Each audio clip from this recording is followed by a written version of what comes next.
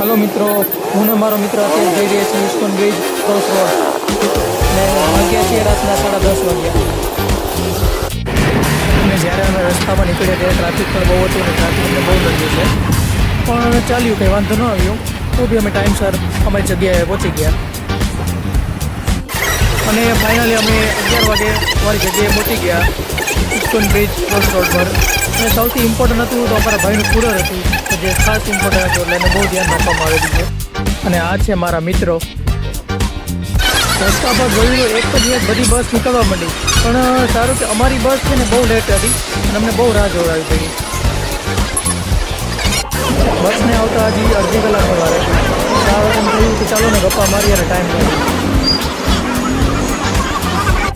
ત્યાં બાજુમાં એક કુલ્ફીવાળા ભાઈ હતા, થયું કે ચાલો ને કુલ્ફી લઈએ અને ખાઈએ.